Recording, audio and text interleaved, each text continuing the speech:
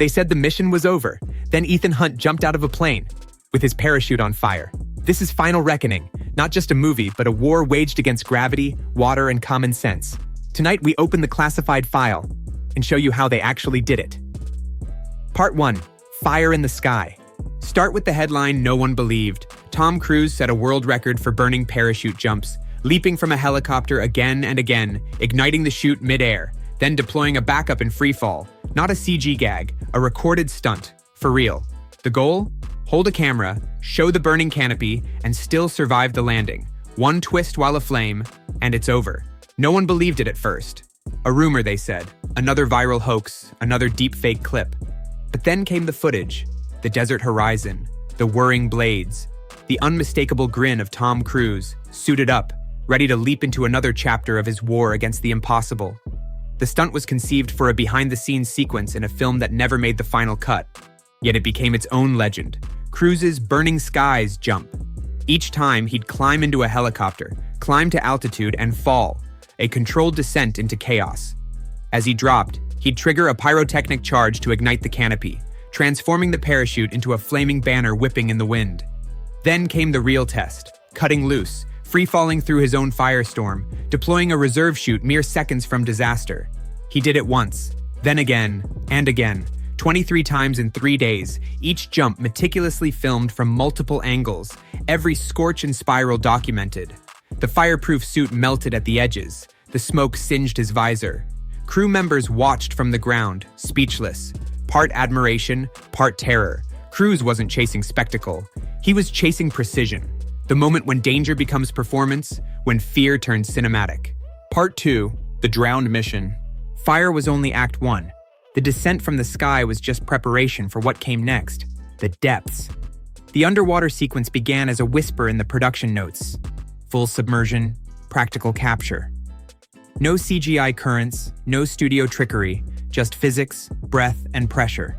The set itself was a nightmare of engineering.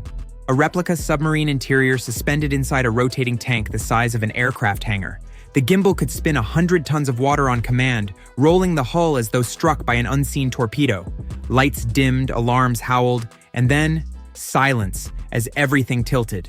Cruise and the stunt team trained for months, learning to swap regulators and navigate blindfolded in total darkness. Divers waited off camera with emergency air tanks, counting the seconds between each breath hold. He pushed it past 6 minutes during prep, until the trainers called him aquatic insane. Every take was a clock ticking in reverse. The crew called it drowning choreography, a sequence so tightly timed that a half-second delay could trap someone behind a closing bulkhead. At one point, the hydraulic doors jammed mid-roll. The camera kept running as the water pressure sealed him inside. For 30 heartbeats, no one knew if it was a rehearsal or the real thing. When they pulled him out, sputtering and grinning through blue lips, he waved off the medics. "Again," he said, before the tank even settled. No green screens, no body doubles, just Tom Cruise, chasing the limits of breath and fire, a man willing to sink as deep as he falls, just to prove the frame was real. Part 3, the scene you'll never see.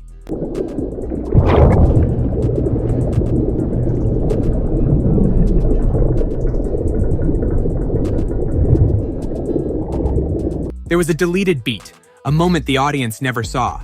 Ethan Hunt, tools slipping from his hands, tumbling through the dark like falling stars. He dives after them, deeper into the wreck, chasing a glint of metal and the last thread of oxygen in his lungs.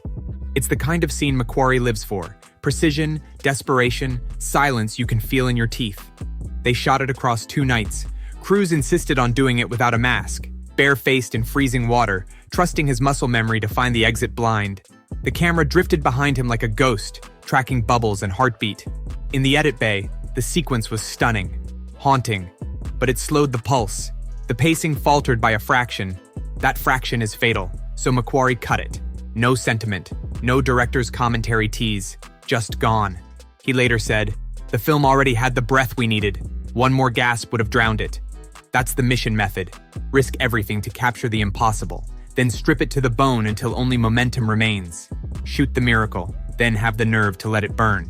Part 4, Airborne Madness. You saw the teaser. Cruise clinging to a biplane as it flies inverted. That shot wasn't a rumor. It's a real in-camera composite. Pilot in green, later erased, with crews strapped to the fuselage while the world turns upside down. Because of course it does. Part 5, Chaos, Rewrites, and a Plan. Now the whispers. Massive rewrites, reshoots.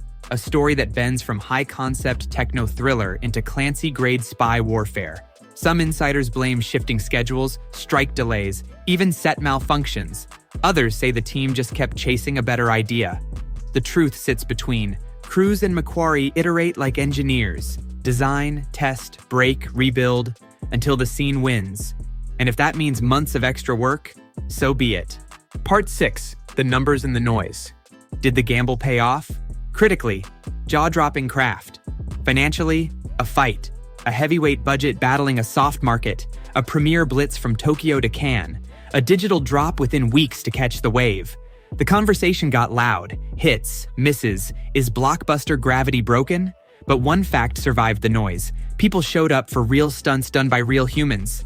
Here's the secret sauce no press kit will print. This franchise survives because it refuses to fake the feeling. It sets a man on a wing, lights a parachute on fire, floods a submarine, and asks, "Can we really do this?" When the answer is yes, you feel it in the audience. The breath held, the seats creak, the applause during credits you didn't expect. That's not nostalgia, that's proof of concept. In an era of easy pixels, Final Reckoning chose pain, physics, and persistence. Whether it broke the box office or just broke new ground, it did the one thing impossible movies rarely do anymore. It made danger feel real. This is spoiler alert cinema, where secrets don't stay hidden.